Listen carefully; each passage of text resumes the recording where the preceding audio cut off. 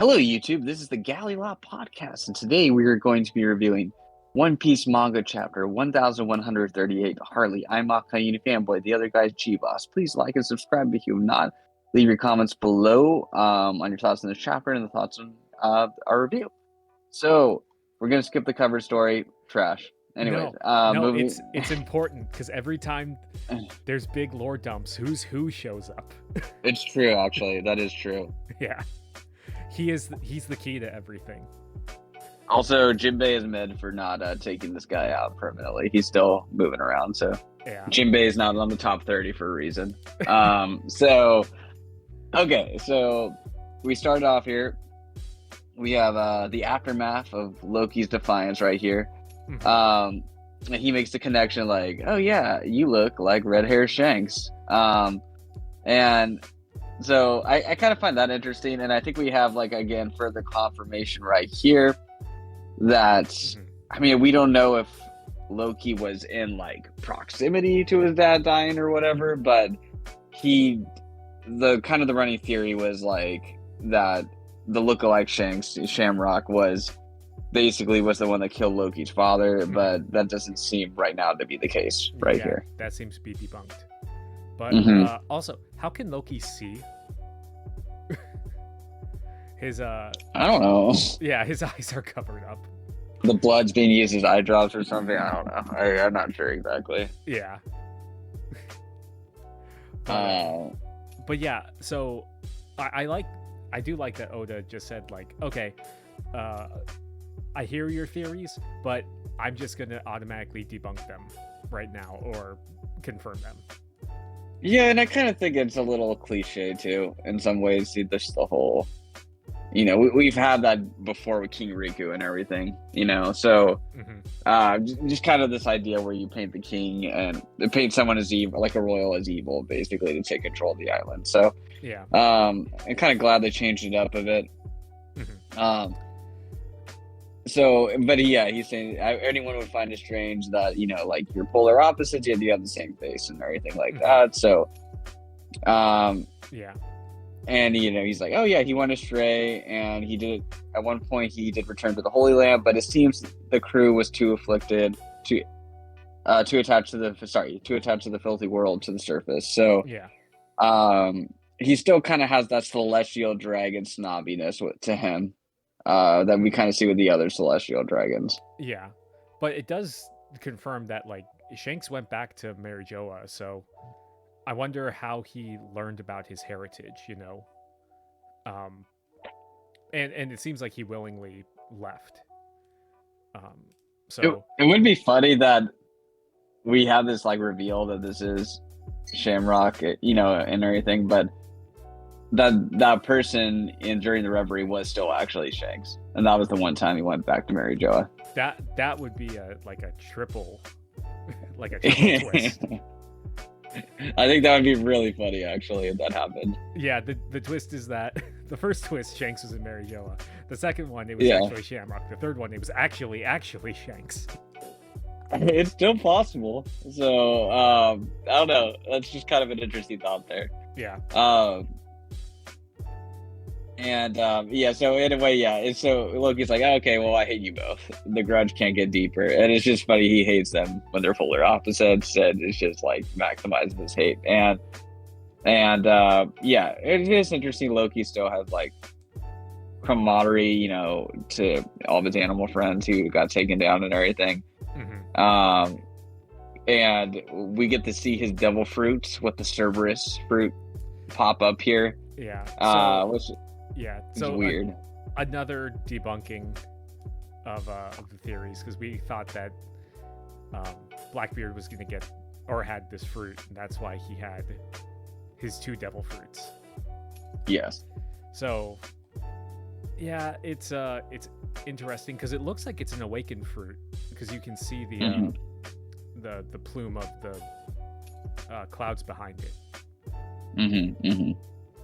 Yeah. And I'm having a hard time because we don't get a complete reveal of what the fruit is exactly, but I'm not sure if it just is sorted. you know? Yeah. Or if it's actually... No, it's his sword. Okay. Yeah, because he commands it, and you see like when he commands it to heal, it absorbs back into his blade. So yeah, I think that's interesting, because this is like the biggest upgrade we've seen from like inanimate objects that have eaten devil fruits. Because like it's been a while. Yeah, what do we have? Like Lasso from Baroque Works, and Humphrey, right? Is that his name? Spandam's sword. Yeah, Humphrey. Yeah, whatever its name is. Let's see. I gotta look that up. But no. Oh man, it was someone else. I thought it was. Yeah. Anyways, we'll have to look that up later. But yeah. So I thought like that was interesting. Yeah, because that concept hasn't been around for so long, and it's cool. Then Oda brings. Oh, it's Funkfried. Sorry, Funkfried, not Humphrey. Yeah, and so it's just been so long, and then Oda brings it back with like a very high tier character too. So I think it's an interesting concept too, because I'm wondering if he's gonna have no personal devil fruit, or he could have two. You know, the sword and his personal devil fruit. Yeah, I think it's gonna be. I don't know. Have we seen any celestial dragons besides like the Verose and the I guess Doflamingo have any devil fruit powers? I mean, that's a good number right there. But I mean, gargling, it's kind of suggested, and then aside from that, no. Okay. Because they're not combat related. Because I have a theory based on the end of the chapter, but we'll get there. Okay. Yeah. So they decided to move on after hurting Loki quite a bit. I'm interested to see who this next person they're going to call in is. Yes, yeah, that's true. Yeah, no, definitely, because I feel like it's going to be someone that we might know, or like have a connection to someone we might know at least, you know. So maybe. Because I feel like they would just reveal all three of them at the same time, you know, kind of thing. So if it wasn't someone we did not know, kind of thing. So I think that's kind of interesting. And so, yeah, once Loki kind of takes like a really brutal beating here, and yeah, it seems like Cerberus is staying here too while he's gone, you know. So, which I kind of find interesting with the Devil Fruit ability. And then, yeah, immediately we see Shamrock's not the best guy. He's like, total subjugation isn't feasible now, which I find interesting. So I guess they aren't powerful enough to take down Elbaf by themselves without Loki. Yeah. So so they're saying let's just start by taking the children hostage. So I guess that's a good way to kind of gauge the power level right there, that he isn't as powerful as Shanks, because I think there's a good shot Shanks would be powerful enough to take control of the island by himself. Yeah. Yeah, and that means that they're going for Robin and Chopper, because that's where where all the children are at the school.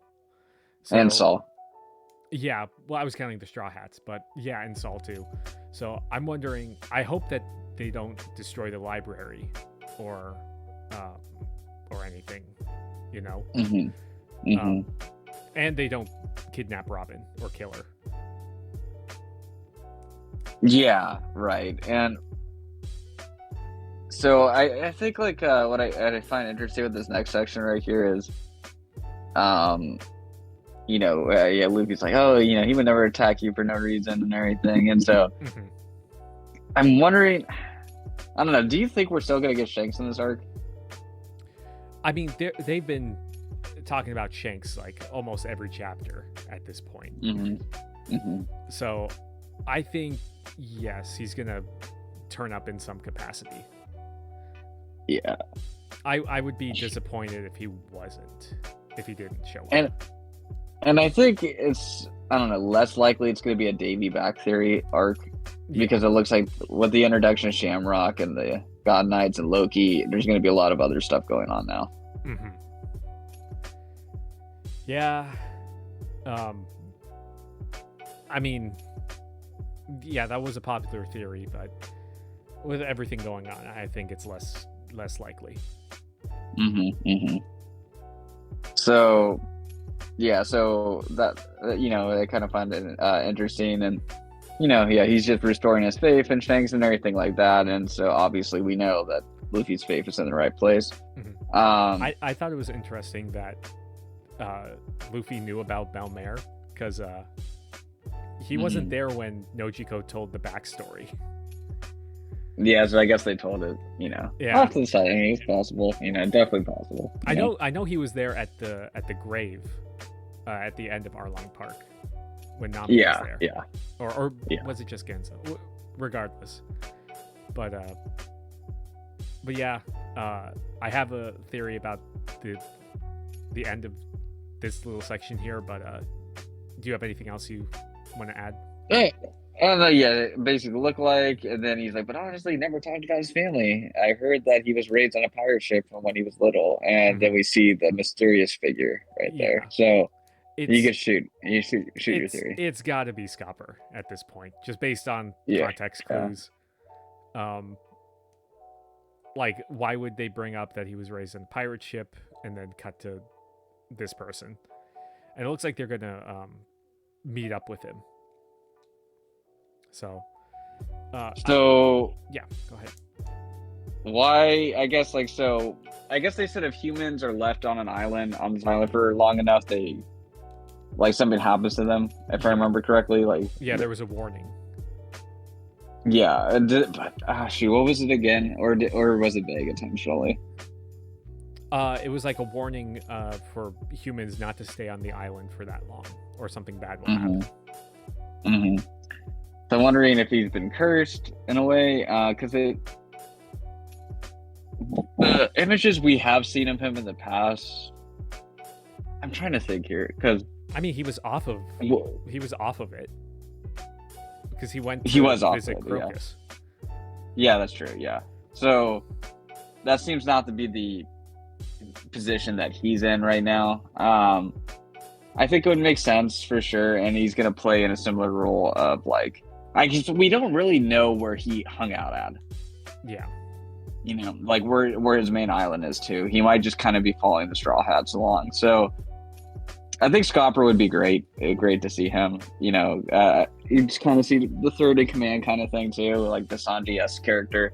I think would be great. So I like that. So I hope it is him too. And I figure, where you said, I figure Roger and Rayleigh were his real family, the whole crew except for Buggy. And Buggy catching strays. So I think that does, you're right, it is edging more and more towards, because they basically said a lot of the Roger pirates were executed already, right? Well, I don't ever remember hearing that. I know they disbanded, but I mean, if they were going after people, you think Buggy would have been the first one to be caught. Yeah. But no, I do hold to your theory as well, or at least I'm hoping to your theory. But I think there's some context clues to suggest it. Yeah. But yeah. Then we switch over to Frankie. Yeah.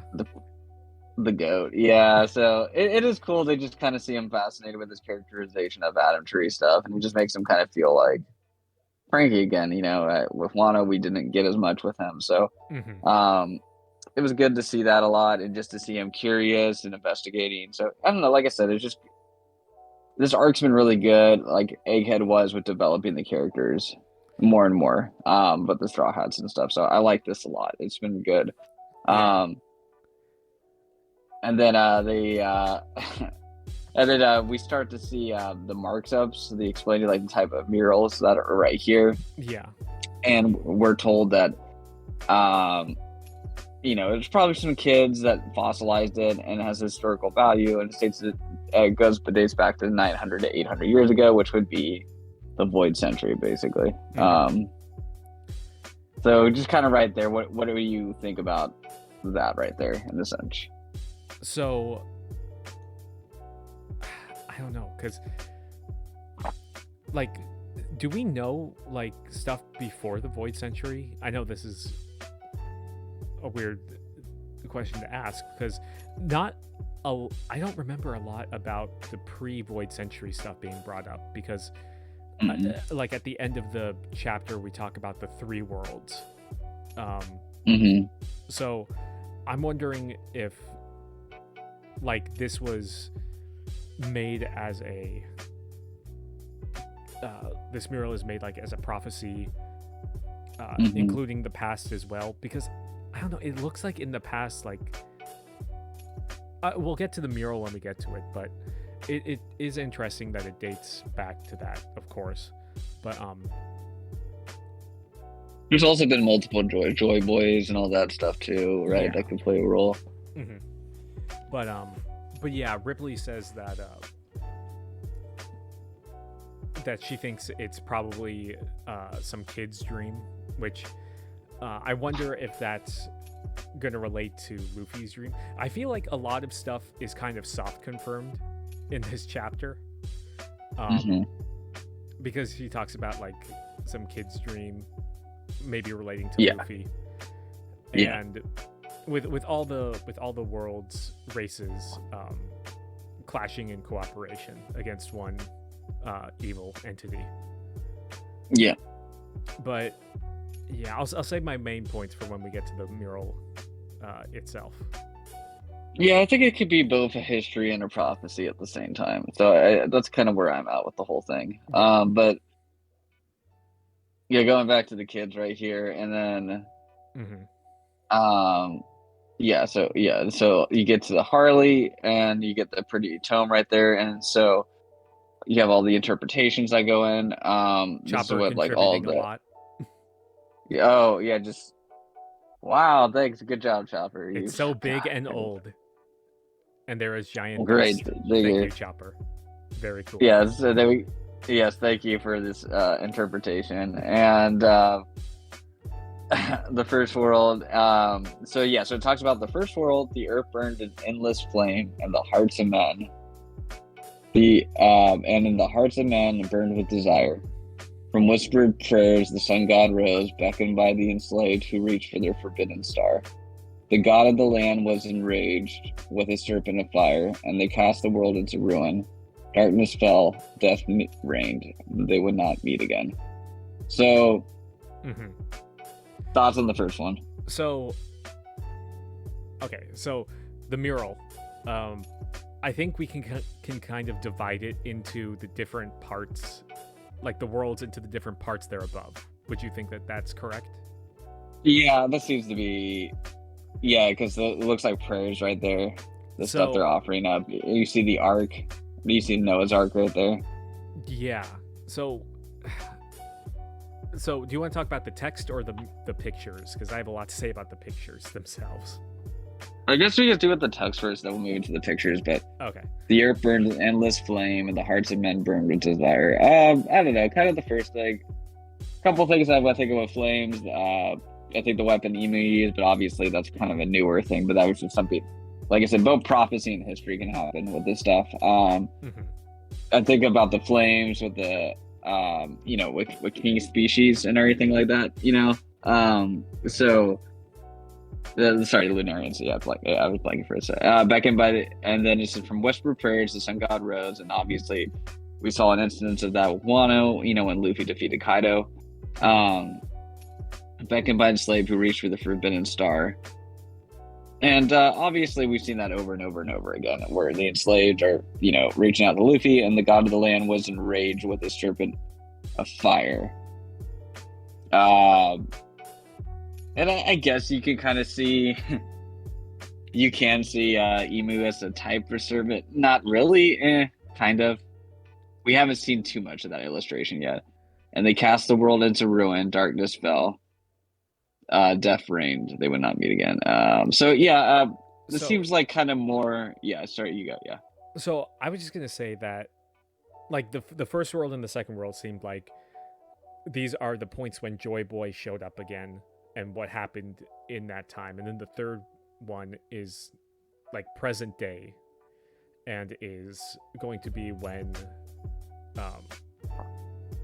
they eventually succeed in what they're doing. But the god of the land was enraged. With a serpent of fire, they cast the world into ruin.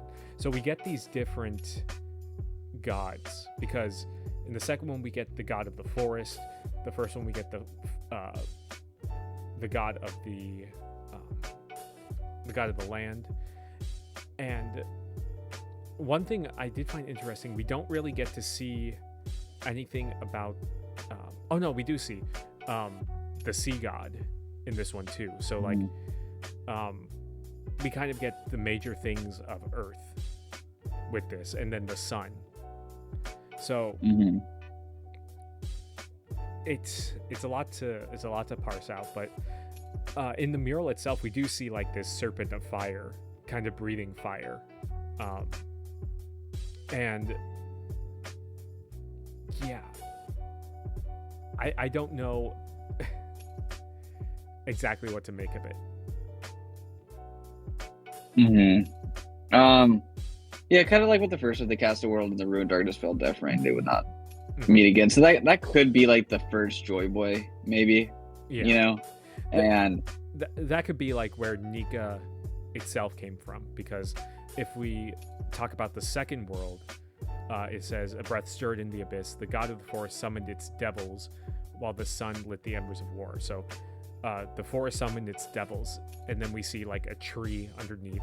I assume this is where the devil fruits come from. And I'm also wondering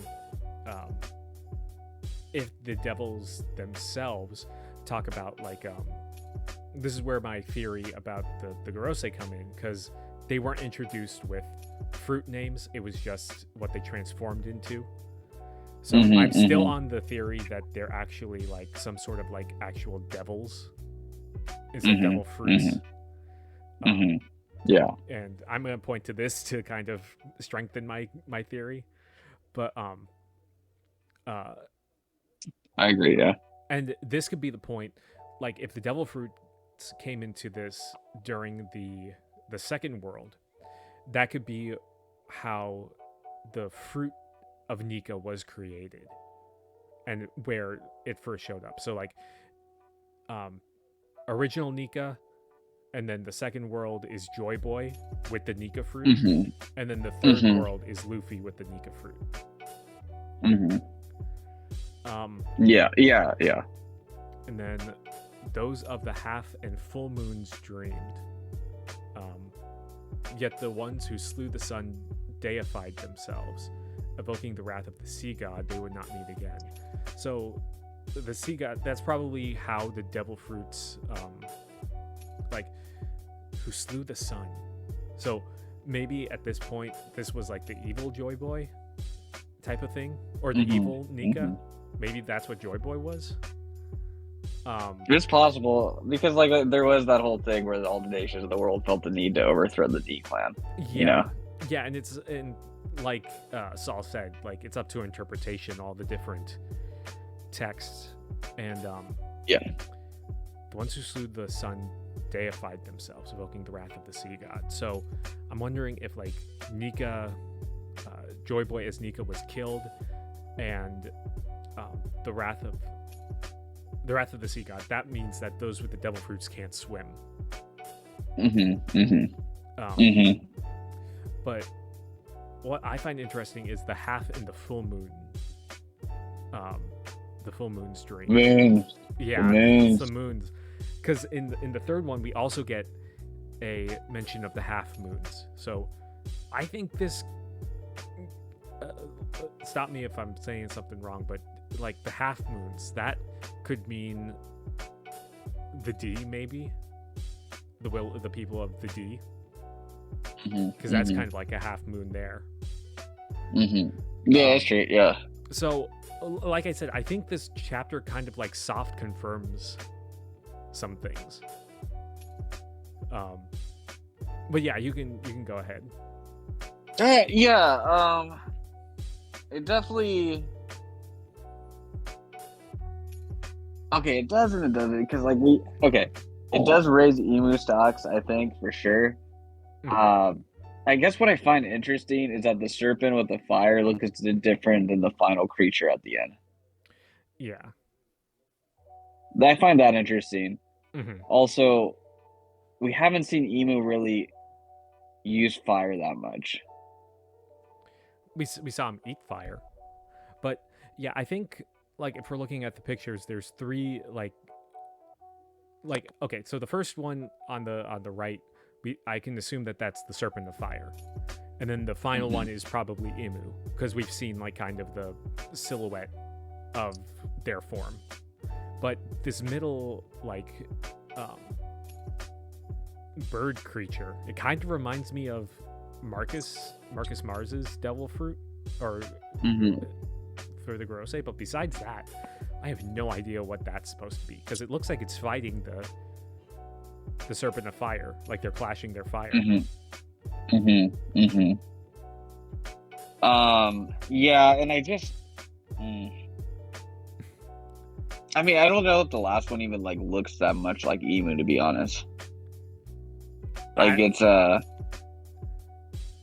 I don't know. I think based on the brief glimpses we've seen of Emu's power, it looks like that. Yeah, could be. It's possible. I guess. Yeah, it's the fire thing, and you see a war breaking out. So obviously, Luffy. I mean, like obviously that goes without saying right there. I don't know. Yeah, it's just kind of interesting because, yeah, I said chaos reigns, the world drifts in the void, yet time to sunrise the memory of the promised day. The shadow looms as the voice of the half moon echoes throughout the age. So once more, the sun god shall rise. Laffy dancing guided the world to its final act. The sun reborn, a new dawn will break. Surely this time they will meet. I guess what I find interesting is right here, they don't, at least in the prophecy, the worded prophecy, they don't make it clear that he's fighting the same entity from the first one with a serpent of fire. You know, it's a I mean, people have kind of theorized about the Serpent of Fire because I've read some stuff and they said like potentially because we see like the serpent looks bigger than a lot of things, so they said potentially it could be like the red line itself because it separates the world in half. And that would kind of relate to like, especially with this showing up on Elbaf, it relates to Norse mythology with the world serpent. Sure. So that could maybe explain like the Serpent of Fire stuff, but the god of the land was enraged with the Serpent of Fire.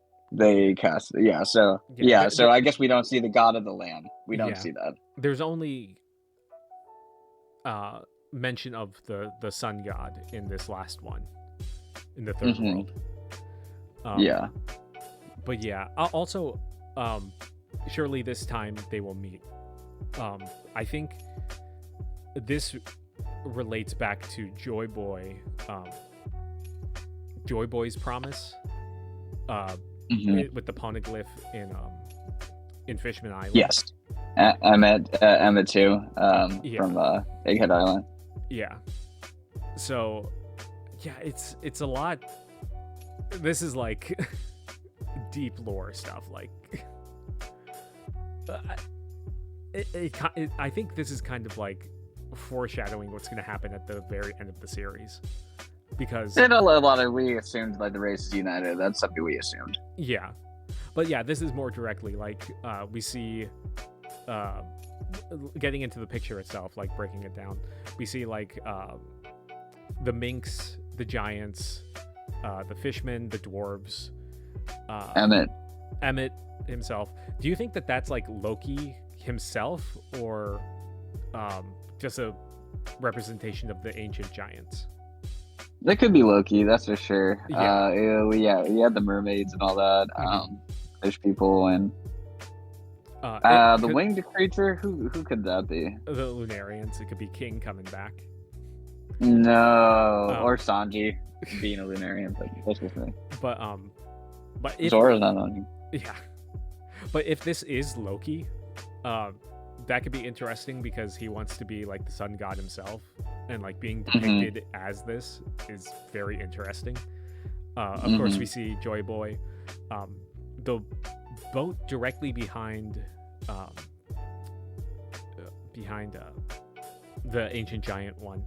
I think people pointed out that that's the symbol of Alabasta. That's interesting. Yeah. And then below there's the samurai and the ninja. Yes. And then people have kind of been guessing at what these lower ones are. It might just represent like more of the common people uniting. You think one of them can signify the Marines? Like, I'm trying to think which one would look the most like it. I don't know, because they're because there's the boat that's against them siding with Emu. So yeah. I mean, yeah, it can both. Yeah, I find that interesting. Well, Laboon could be on top, obviously, right there. Yeah, Laboon. People have pointed out maybe this other like furry thing is like representing Sulong minks. But and they have the Tentatas right there, right next to the fish people. Yeah. But the I mean, this boat with Emu could be representing the actual like Gorosei themselves, because there's only 5 of them. Right. Yeah. And then, do you think that like we see this emu creature there? It has this flame that could be the mother flame or Uranus or something like it. Yeah, that's what I was thinking too. Yeah, it's a lot. And also, I mean, that there seems that one figure with the shield and the sword that kind of looks like a soldier is charging directly at the Gorosei boat right there. Yeah. While the others seem more like going towards Emu, I guess. I don't know. I just kind of that one just seems more directly right in front of it. Yeah. Actually, that's kind of funny. There's 6 of the figures for that boat you're referencing for the Gorosei, but one of them flew off the boat. One of them flew off the boat. Poor Saturn. Yeah. Yeah. So I think that's the stronger proof right there. Yeah. But yeah, the middle one, the second world, doesn't really have that much. But the first world is where I'm kind of confused, because of course we see the moon, and we see what looks like the Arc Maxim with Enel on it shooting down lightning. And it's like, okay, is this supposed to be like past or like future, or there like is the past, like did this happen in the past as well? Like what is going on there? Because I think with the moon, like there's the obvious Lunarian connection. So well, you see the winged creature right next to the Ark. Yeah, the Ark, the animals and everything 2x2 on there, like Noah's Ark from the Bible. If you count, somebody pointed this out too, if you count the individual people, there are 19 of them, and then the one on the bow is the 20th, so that could be like the original 20 nations. And they're building into this industrial slavery too, which could kind of lead to this idea as well that the first D clan could have been impressive and evil at the same time, because like they kind of look like they're slaves in this circumstance. Yeah, they're slaves like in the building there by the cogs. Yeah, but what's interesting, it looks like there's kind of like halos above some of their heads, like on the elevator going down. Well, because they become saints, right? Like with the celestial dragons and everything. Like, because they're the 20 nations I found of the celestial dragons. Yeah, but okay, so those, they're like going down and then they're coming back up with like these, I'm just gonna call them like star chunks. I don't know what else to these things, and they're putting them back into the factory. So maybe, like someone pointed out, like maybe they're like doing something to the Earth's core, and maybe that's what like the giant hole under Enni's lobby could have been originally, like going down to the Earth's core to get materials or something like that. Yeah, it's like there's that meme. I've been staring at this for 5 hours. It's beautiful. Like like when I first saw this, I was like just trying to put together everything into my mind. It's a lot. Yeah, right. But yeah, do you have any anything that you wanted to point out? No, I mean, I think it's great. I mean, like, I just, like, there's a lot to chew on, and I think this is a lot more better than the Naruto with the prophecy stuff now, because I feel like that all that shit was shoehorned at the end, you know? Mm-hmm. And I think this has been developed for so long, it's kind of naturally flowing out of it, and I think this is cool that we're getting this in Elbaf and not Luffy fighting Emu, and then here's this random ass flashback that explains everything. Yeah. Now, forget the Rocks flashback. I'm interested in this flashback or whatever it takes to explain all this. Yeah, true. I mean, don't forget the Rocks flashback, though. Please give it to us. But, yeah, I mean, I think this is just another thing on the bingo card to check off. Just more Void Century lore dumps and everything. Yeah. Without it, it's so cool because like I do like the way that Oda parses out his information, because he leaves a lot up to interpretation while at the same time giving us enough that we can kind of grasp onto it. Every time we get an answer, we get more questions. Yeah, I think that's what keeps us coming back. Yeah. But yeah, I really dug this chapter. I think this is already going to be like contender for chapter of the year already. Especially, I mean, we got debunkings right off the bat with like Cerberus fruit. We got lore dumps. We got the potential Scopper reveal. We got the mural. We got more Ripley. But yeah. No, it's great. It's great. Yeah, I've been kind of keeping an eye out. Because I don't want to get too spoiled on stuff, but I do look for kind of like interesting talking points about this. But yeah. For sure. And then next week we have another chapter, which is, I think someone pointed out, the first time that Oda's gone 4 weeks with a chapter since like almost 100 chapters ago, I think. That's awesome. Yeah, so cool. All right, well, we'll be looking forward to reviewing that. So everyone, please like and subscribe if you would not, leave your comments below, your theories and all the rest. And give your takes. It's awesome to be a One Piece fan. This is great stuff. We eating good. Eating good. All right, see y'all. Peace. See ya.